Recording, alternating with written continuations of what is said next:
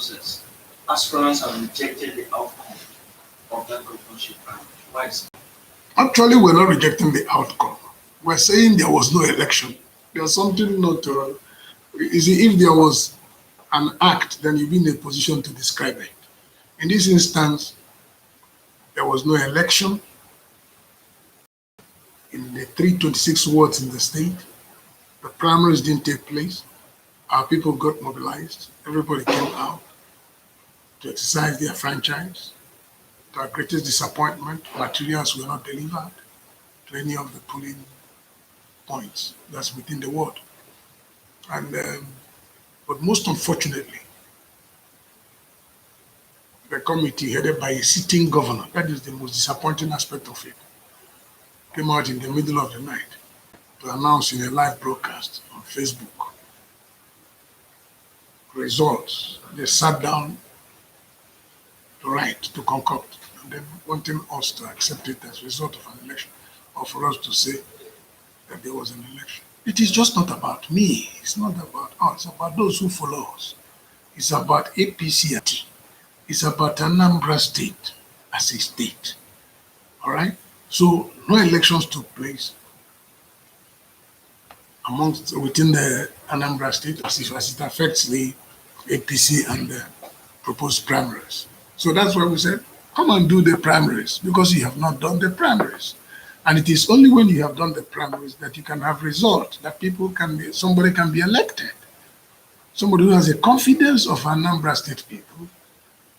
Somebody the party members want to represent them, because you, who is going to be elected, is a representative of a people. It's not about you this time around. It's about the people. But sad enough, very shamefully. Many had predicted that this time around, this would be the time of APC in Anambra State. And with the outcome of what has happened, and are you so optimistic that APC? No. We're very worried. And we raised it in our press conference when we spoke. We're very, very worried. All right? We're very, very worried that we may even not have a candidate at all if we keep doing what we are doing, because the rules must be followed. These are guidelines we made by ourselves, for ourselves. It's not any external thing. We set down rules as a party. There are operational guidelines. APC, this is not the first election APC is conducting. So the operational guidelines set out by us, accepted by us. And then in the course of implementing it, we refuse to do that. And then we're looking for who to blame. The important thing here is that we want primaries to be conducted in Anambra State.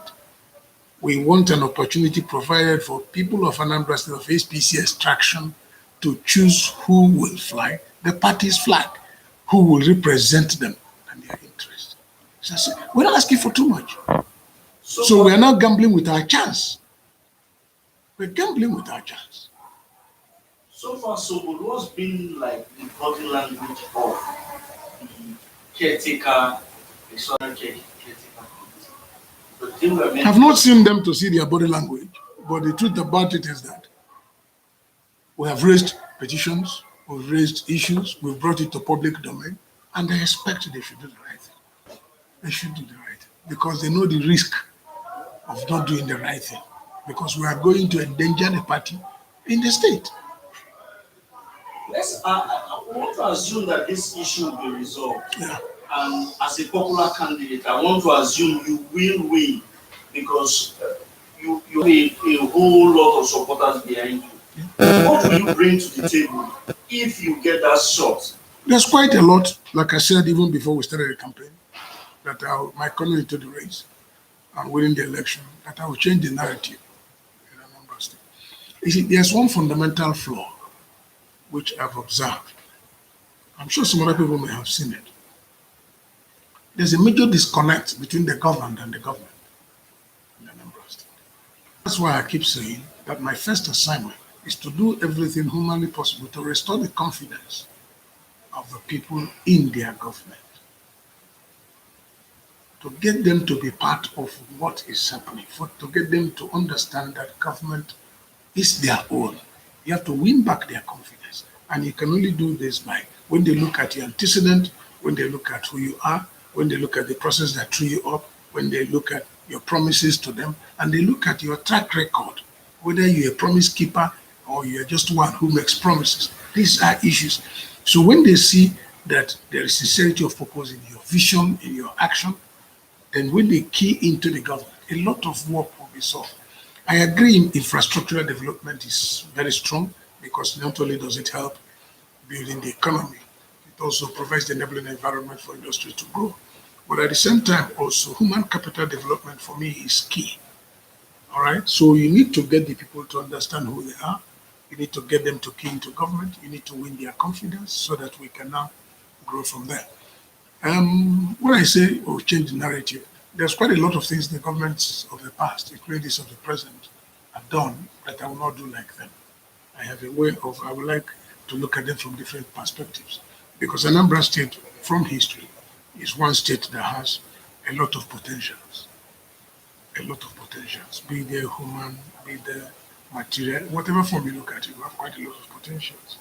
Therefore, what government needs to do is to build on this opportunity, create the enabling environment, encourage them, support them, open up ways for them to develop their potentials and then grow. Having said that, we also look at the issue of infrastructure. There's quite a lot of deficiency. Previous governments have not been able to do much in providing sustainable infrastructure within the state. Because when you build infrastructure, one thing is to build a road and in the road goes bad. Okay, it's not sustainable. You need to do what I call serious work to make sure that the infrastructure and development that you undertake will be that has impact on the lives of the people and the economy. And in doing this, you have to do a very holistic survey of the state, looking at the areas of strength, areas of weakness, areas of strength you build them up to be stronger, areas of weakness you encourage them to pull them up to get at par with the areas of strength. Then we have a lot of agricultural potentials which we have to explore. For me, there's quite a lot of things to do. We have to work there. We also look at the issue of our health sector. There's quite a lot to do. Then our educational curricula. Like I've always said, education is key because you need to create an environment or a system that encourages people to know who they are. Okay, because when you educate a mind, you have taken care of the society. When you get people educated, like I've always said, that if there's anything I would like to do, I would like to look at the educational curricula to change it. I am not a sucker for certificated education, where he has BSc, he has MSc, and they are not employable. So what has happened to the technical colleges? I ask this question quite often. What has happened to them? Why can't we lay emphasis on them? If, for example, today, if you want to do good tile work in your house, they say, let's look for that Cotonou man, let's look for that man from Togo, or that man from Ghana, he's very good. Okay, why can't they say, let them look for that man from Ayamelo, or that man from Neo? Why not? Why shouldn't you say that? This is because we have not laid emphasis on our practical education. We need to de-emphasize certificate education because a lot of our young men and women who have potentials carry certificates and they're not employable. Some of them are not employable. All right. So what you need to do is to create an enabling environment for these people to grow, for them to understand who they are. You help them so they can develop skills that they can employ people when they leave school. I remember. Let me just use one incident to emphasize this particular point. I think it was sometime in February. A young man came into my office. I came home to Nnewi for the weekend. In the course of all this, running around campaigning. So a man came, said it was from the Nnadubem University in Oka. He asked for audience, I granted him audience. He said that he has come to appeal to me to make me a dress. He wants to take my measure. He said yes, but that is the second year. I was excited. Right? I stood up, asked the dress. He measured me, went home. About 1 week, he brought me 2 beautiful dresses. I mean beautiful. I fitted them perfect. I was very excited. What I now did was to call my friends. within a matter of 4 or 5 days, he has gotten order where he makes dresses. He has employed some tailors who are now go to school. In the evening, he comes back to his office while he's running his office, and he's growing on daily basis. So what he has done now is to create employment himself without even waiting for being to be employed. Yes, he's going to get his certificate. Yes, but then what is wrong with us training our kids, our young men and women to have skills that they can rely on? The agricultural sector, for example, has the capacity to engage all our young graduates if properly handled. But you must deal with people who are trained in that regard and then who have interest. So, but now it's about going to university, getting certificate, and joining the queue of unemployed graduates. And that I don't think is very good. So our educational sector needs to be rejigged. We need to look at it critically because it is important. Yes, I agree. As you train them, you prepare them. Our education now should be focused in such a manner that at the end, what's your plan? At the end of your 4 years in the university, for example, or 5 years, if you're not taking a professional course like being a doctor, being a lawyer, or that may, in quote, have employment quickly. But even these days, doctors are unemployed, lawyers are unemployed, engineers are unemployed. So we must look at how do we marry these two? How do we get everybody involved? How do we now grow this sector to a point where the young men and women we're training will now be independent? So there's quite a lot to do in a state like Anambra. But majorly, you have to restore the confidence of the people in government. You have to create an enabling environment for the people, the Anambra people, to thrive. Because there are people I know in Anambra where people who want to succeed, who want to face challenges and surmount it. So what you need to do as a government is to bring them to understand your vision, bring them to know who you are, place the challenges on the table, create an enabling environment, and everybody will move.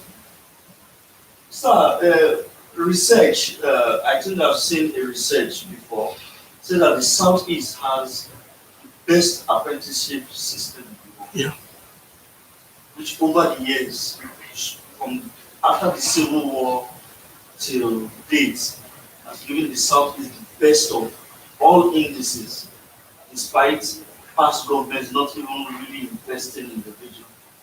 As a government, what will you do with that structure? Because like everybody comes in and just turns the other way and just leave the private sector to keep on running it.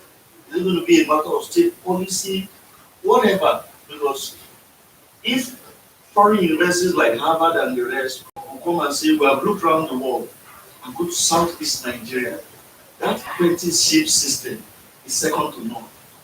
But unfortunately, here we don't even talk about it. Yes. In fact, if you look at those statistics properly and look at study the process also properly, you'll find out that where I come from, we do quite well in that regard. I come from Nnadubem. The apprenticeship system has to do with trading. It's very prominent, I would say, in our place. I believe that government has a lot of role to play in that regard by encouraging it, by supporting it, by looking at it as an issue that you require to invest in and support. All right? So that you can help the people to train this, because it's a school system. That on its own too is a school system. It may not be certificated in the sense that it's not Harvard, neither is it Nnadubem University or UNN or Ibadan. Yes, no, it may not be, but it's a training process where people are groomed and prepared.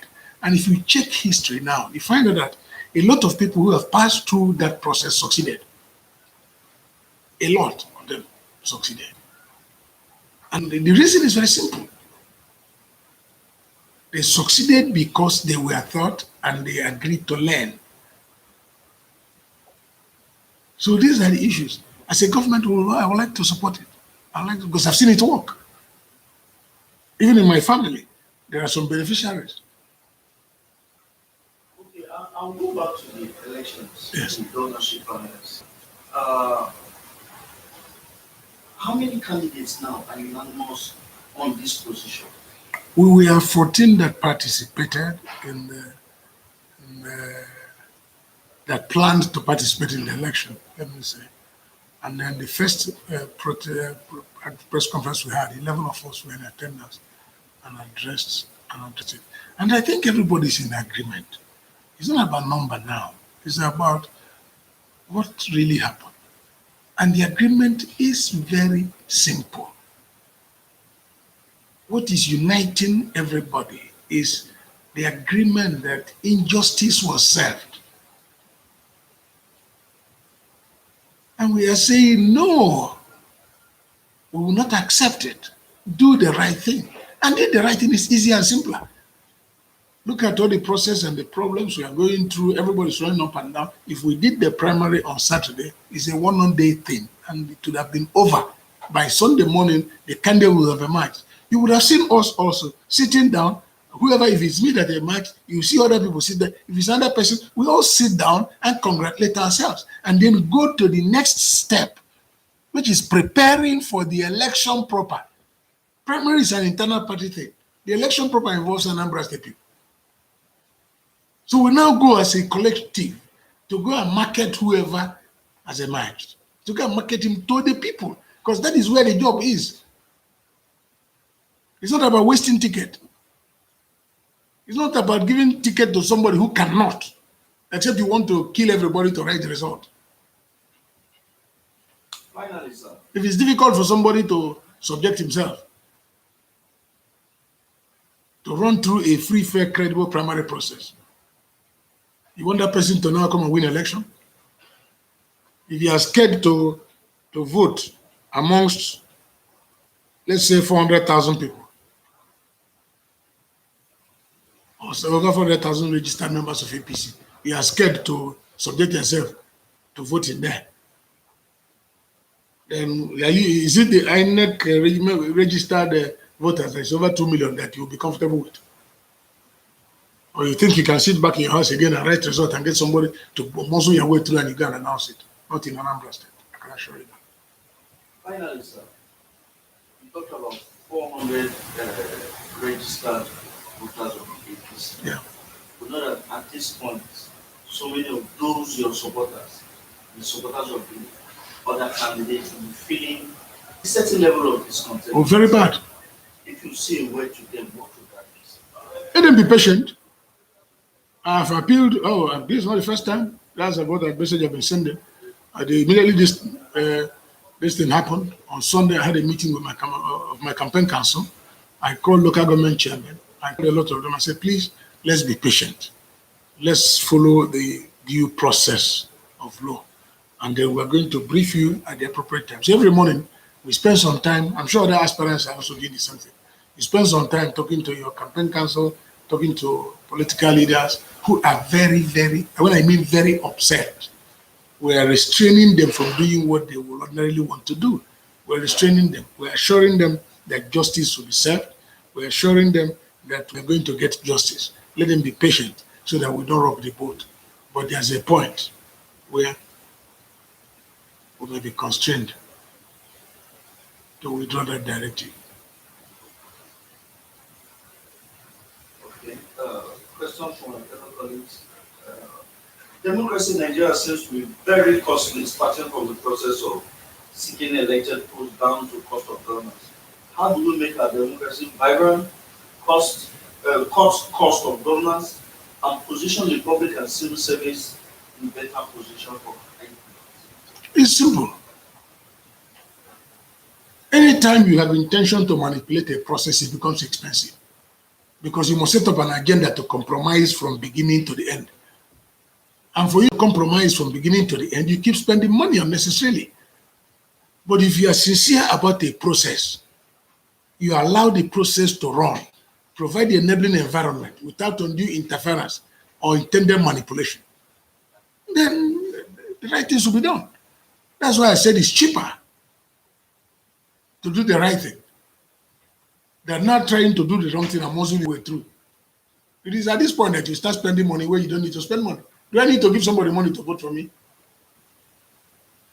And that is why when these people find their way to get into public office, they are not accountable.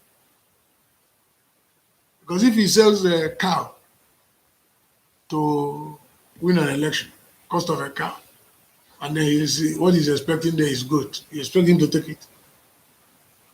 At least the basic minimum is that he has to recover the cost of his cow. That's the basic minimum. And then for any investment, there's expected profit. We'll just ask one or two questions on Niwa. Okay. I know Anambra and Niwa are just like Siamese twins. Because I know that sometime last year, Niwa was part of the process that saw containers being moved from Port Harcourt to the port at Onitsha. What is the situation now?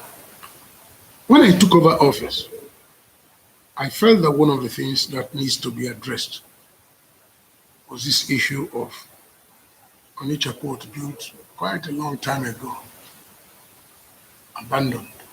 It remained a national, how do I describe it? Just a national asset that is not yielding any income, but it just remained abandoned. I felt that one of the things I should do for posterity's sake was to get that port functional. This is a world-class port, built to the best of standards. I can assure you that, with all the required equipment, online follow.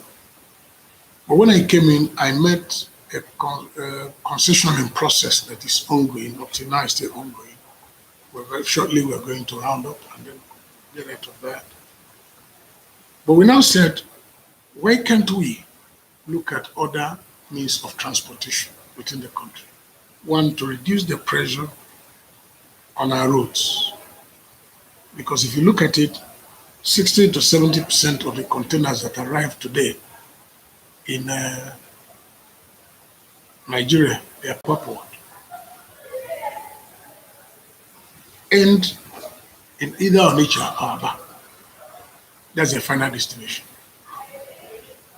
Now, what that implies is that if there are, for example, 5 million containers going to the east, we're going to put 10 million trucks on the road, trailers. 5 million trailers moving containers to Onitsha, and another 5 million moving the containers back. Because empty containers have to move back to the port for shipment. So we said, our roads are not designed to carry this pressure. That if there's anything we can do as an agency of government to reduce this pressure on our roads, while at the same time decongesting our ports, that it is important we look inwards and look at using our inland waterways to move containers. This is what informed our doing that trial run in One. As we speak, we're about to do the trial run Lagos Onitsha.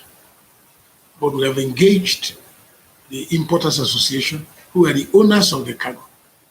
Because you can't ship somebody's cargo or move somebody's cargo from where he destined it to be to another place. Meanwhile, because Onitsha River Port is not yet a port of destination, so you need his consent to move his consignment from Lagos, where he designated it, or One, where they're designated to go to. You need to get his consent to move them. So we have engaged the Chamber of Commerce, we have engaged the Importers Association, who are the owners of the cargo.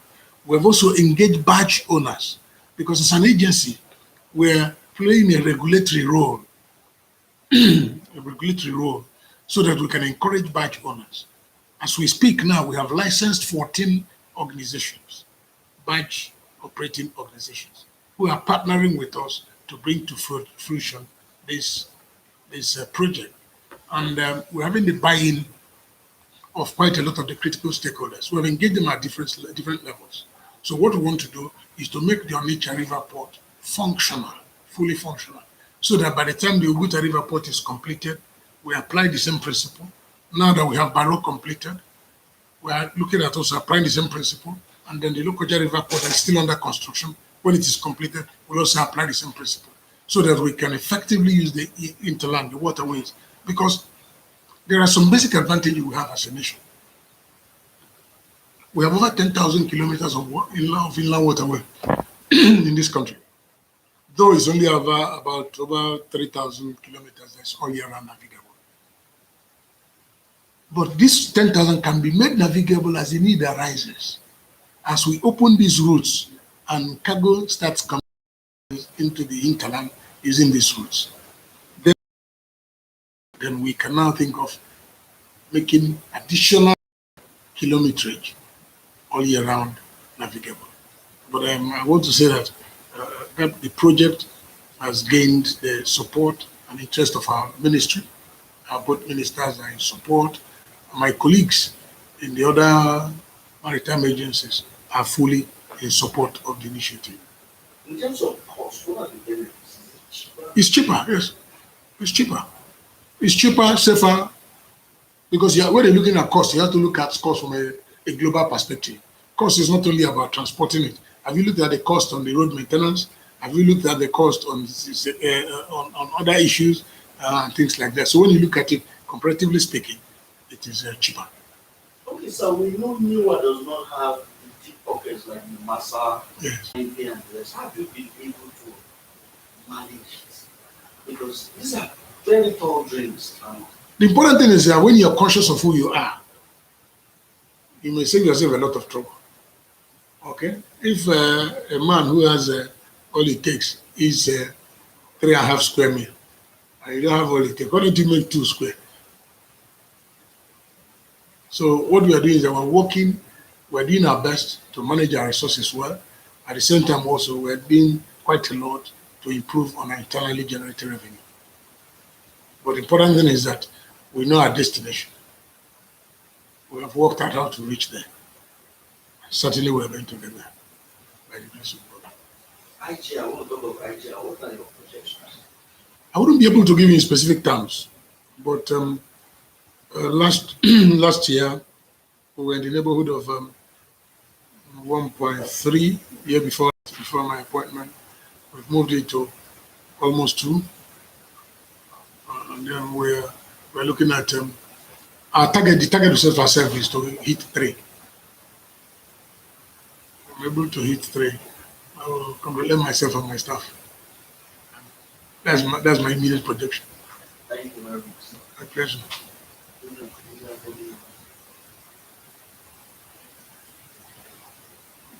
All of you. Okay. We wish you the best. Thank you.